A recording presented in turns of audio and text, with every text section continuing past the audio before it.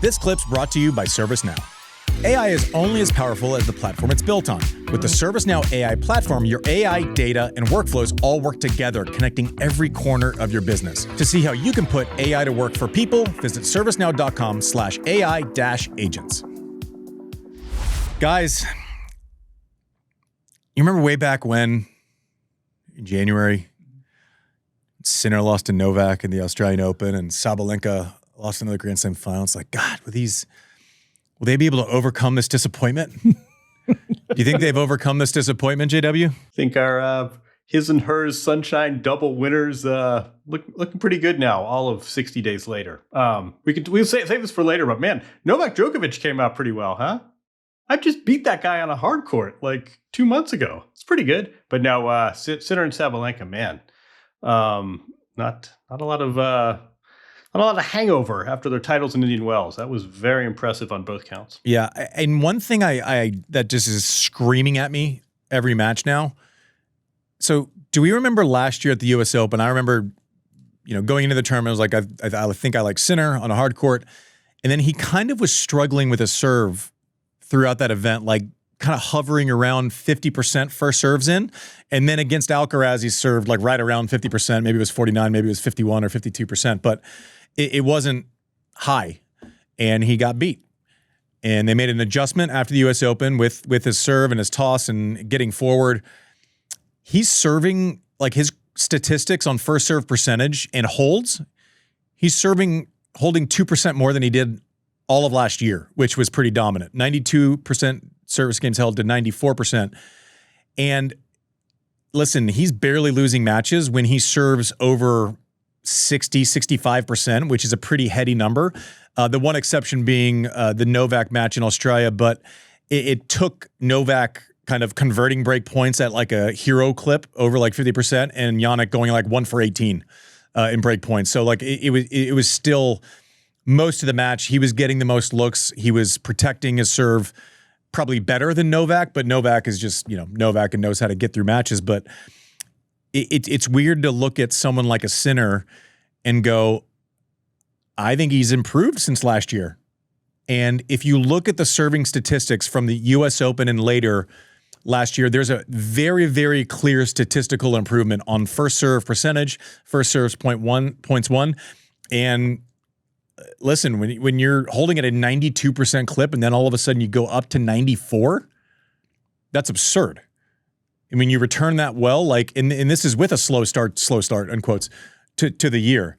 But I don't know, like he serves like this on a hard court. I think he's tough to beat. He gave Carlos some daylight in the U.S. Open final last year with some second serves. But whatever they did to adjust, and they talked about it a little bit, I'm full buy on that one, JW. We're coming in hot. We're going to ask about you about Brazil. We were going to say what's going on. Nice catch up. Let's get right to the let's go right to the winners, because I was actually just reading Andrew Eichenholz, he's like the Greg Sharko, one of these tennis treasures. He did a great deep dive on the ATP website. I encourage you to read. It's exactly that point. It's basically Sinner is up to serve, and certainly statistically you can see it. Props to Alex Mickelson, by the way. I think was the only player to break Jannik Sinner in 6 matches at Miami. I'm curious, are you seeing anything? I mean, certainly the numbers speak for themselves.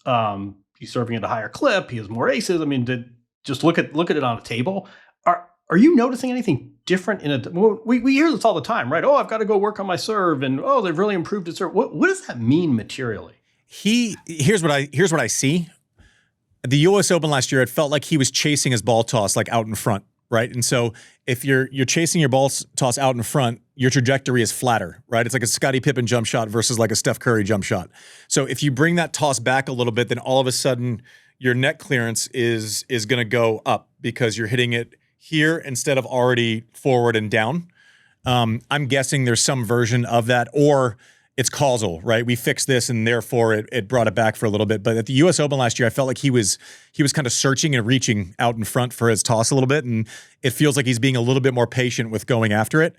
I don't know that they've talked in detail about it. They say adjustments, and we're left to kind of guess. But not dissimilar to Carlos working on his serve is these two guys just kind of continuing to look for things to improve on. and the rest of Earth thinks they're good. You know, it's just it's unbelievable what we're seeing from Jannik. And then the other part of the conversation is obviously Carlos wins in Australia, and you can't full credit was the best player in the tournament by far. And also, if we don't care really about Indian Wells in Miami and what happened to him at those tournaments.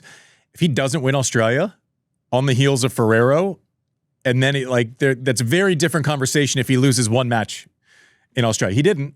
You know, it's like, you know, the what if game never ends, and he won there. But like it's something to keep an eye on. You know, is your coach there for your best tennis, or is your coach there for your valleys and kind of raising the floor? We'll see.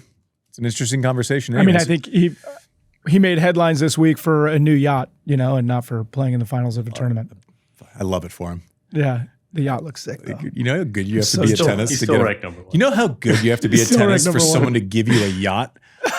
It's not like he ordered it, to be fair. Like the question is, how much did it cost? We don't know. He has a deal with them, right? Yeah, I mean, of course, yeah. It's like Rafa. He didn't pay shit for it.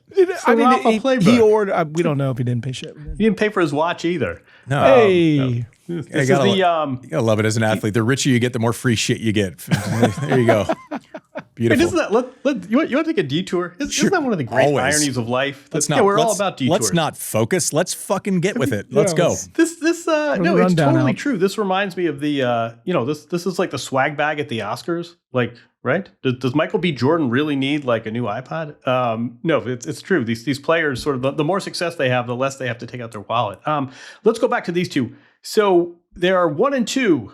This is what rivalry does, right? It elevates, it accelerates. You have to go down into the basement and tinker and do better. And I think I love that point you just made. Jannik Sinner loses that U.S. Open final and very openly says, there are things I now need to work on if I want to stay in this rivalry, and I've got to figure out a way to amp up my serve. And then he goes out and does it. That's pretty good. If you're the rest of the field, if you're the other 98 players in the top 100, are your hopes renewed? Look, you know, Jannik got taken down in the Middle East and he didn't win Australia. Or do you say, my gosh, Carlos goes out mid-tournament in both events and the other guy wins. I've got to go through both of these guys. It's as helpless as ever. What do you think? Yeah, the winners haven't changed. The winners haven't changed. Like, Carlos wins majors and Jannik is winning everything else. Like, it hasn't really changed. You know, if anything, it's like more depressing because like you get a look at the basket and then Jannik, you just want them to dip at the same time, and it feels like they never do. Like Jannik takes a loss in the Middle East, and Carlos runs shop, right? Like, I mean, Jannik goes down in Australia, and Carlos dominates, and Carlos takes a month off, and you know, on this swing, and Jannik isn't really challenged. You know, obviously that's but he's not challenged at scale. He didn't lose a set over the events. I mean, that's the thing. It's tough because we do this and I come on and like we have to realize greatness while we're here, but it's like, oh yeah, Jannik won, and we're like ready to talk about like 18 other things. He didn't drop a set in the Sunshine Double. Like, he didn't lose a set in the Sunshine Double. That's you don't insane. have like a bad day. Right. Look at who he played too, including Zverev twice, who, you know, notionally anyway is the number 3 player in the world. Different players, different conditions, night, day. Yeah, that's we talk about. Oh, he won the Sunshine Double. No player's done that. So he did it without dropping a set, as you say. That's extraordinary. He's the first person to win the double without losing a set. Of course he is. Yeah. You know how hard it is not to lose a set in a month. It's crazy. I mean, it's just a joke, and you know, I think I got a question for you, JW. You ready for this? And props to Sinner. Lehechka looked great. I like his like when he plays well, he's very good. Now, the only thing stopping Lehechka from being a top 5, top 8 player is that doing this most weeks. Right? When he's dialed, he's beaten Alcaraz a couple of times. Like he's capable of playing a high level.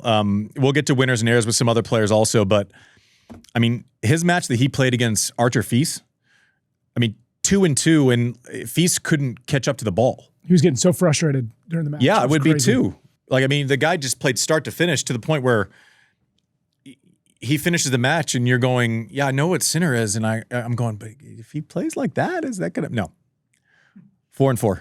You know, it's just, but Lehechka was great. I thought he was great the whole tournament. Obviously, it's a quicker court. If he's able to get some skid on his ball, we saw him last year make the finals of Queens Club. You know, on a fast surface, he's one to look at, right? You look forward to like a Wimbledon. I don't think. I mean, he did make I think he was in the semis of Madrid a couple years ago and then got hurt, and that ended up actually kind of ruining his year 2 years ago. But I think on a fast surface, he has just proven he's very dangerous. He's on the short list of disruptors on other surfaces. Really streaky though. I know. We liked him. We talked about him before Australia, and then he goes, he lost to a French qualifier who so this guy didn't even get the reciprocal wild card, and he goes out and beats. You know who Lehechka lost? I had to look this up. I forget. Lehechka lost to Baez in straight sets in Indian Wells.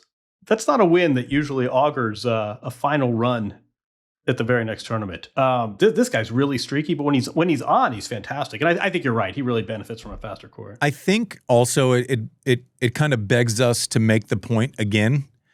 Not like we need to, because we're going to go into Sabalenka and you're going to hear a lot of the same stuff as far as consistency and greatness and, you know, not having off days. And even when you do, playing through them, is you look at someone like Lehechka, who hasn't really been around much this season so far, and then comes up, but it's not surprising to see him make a run at a tournament because we know the upside is there.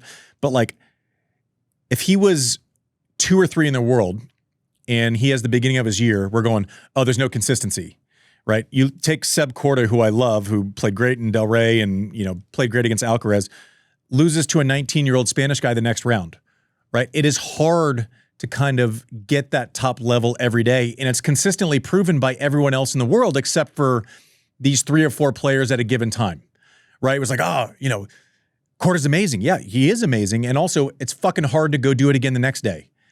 That's what I'm saying. This peak consistency mentally, physically, is really hard. Not to lose a set, to go from losing, if you're Sabalenka, to go from losing in a final again in Australia, I mean, it's, and then going and beating the outliers.